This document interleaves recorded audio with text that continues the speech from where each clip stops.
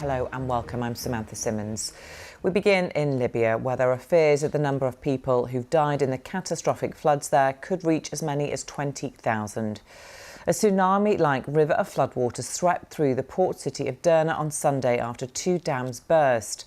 Joe Inwood has this report. Derna is a city overwhelmed. First by water, then by the scale of the humanitarian catastrophe the flooding has caused, and finally overwhelmed by grief at the loss of life. God give me patience, my heart is with you, this man cries as he sees the body of his young son.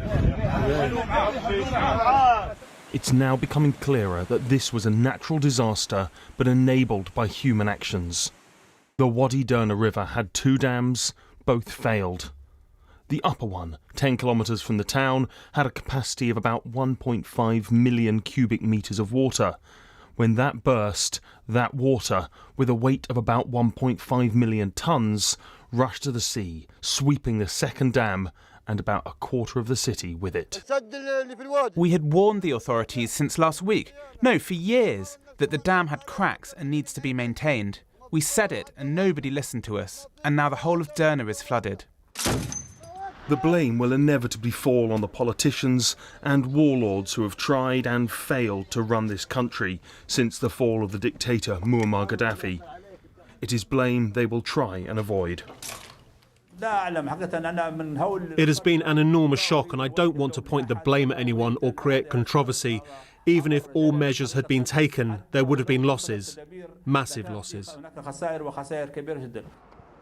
While the overwhelming majority of victims will be Libyans, others were caught up in the disaster. 74 Egyptians, all from the same town, were swept out to sea. I've lost 4 members of my family, Hassan says. My son called his brother last Thursday for the last time, telling him that he will get clothes for the children. Oh, my dear son, he finishes. International aid is starting to arrive, but the same crumbling infrastructure that allowed this disaster to happen also prevents the help getting through. When you walk on the ground of Derna, what you smell is the smell of corpses, and what you hear is the screams of women and children. And we don't have what it takes. We need more rescue teams. The situation is way worse than it seems in the media. It is hard to comprehend the full scale of this tragedy. The force of nature and the failings of government saw entire families, entire communities, simply washed into the sea. Joe Inwood, BBC News. Well, live now to our Middle East correspondent Lena Sinjab, who's following all the developments. Lena, welcome to you. What aid is getting through to those who so desperately need it?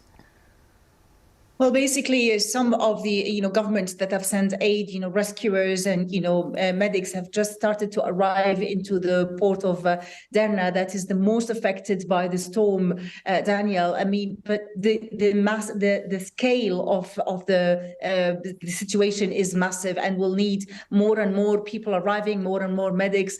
There are 30,000 people that are now homeless, and they need shelter, they need food, they need clean water. But the priority for everyone on the ground now is to recover and retrieve bodies. There are reports of the sea, throwing bodies like constantly on the shores, and the numbers are likely to be higher and higher with the hours and days unfolding. And we understand that the two opposing governments that run the country have agreed to work together. Tell us more about their efforts. Well, this is if there is any glimpse of hope, is that, these two opposing governments have put their differences aside. This is a natural catastrophe. It's unprecedented that the country had witnessed, and they cannot do it while they're fighting. This is the time to join forces and provide help. And they will still need help from international community. We've seen reports of Egypt, UAE, Turkey stepping in and arriving with their medics, but also also other countries in the West are also stepping in. This is a natural disaster, as we heard also in the report, joined by man-made one because of the weak structure of the dams. But the results of this and the price is going to be really high, and it's going to take weeks and probably months before rebuilding this area. But the priority now is counting the dead. Yeah, counting the dead and also retrieving the dead. There's a huge danger and concern about diseases now spreading, isn't there? Absolutely. Médecins Sans Frontières is also joining today because they also worry about diseases spreading because of the bodies covered under rubbles or in water. As we heard also from in the report that the smell that you can smell in the city is just all smell of dead bodies. So that's something that needs quick and swift action and needs like big number of forces who are experienced to find the bodies, probably also dogs to sniff the smell of bodies and find them and retrieve them and bury them duly.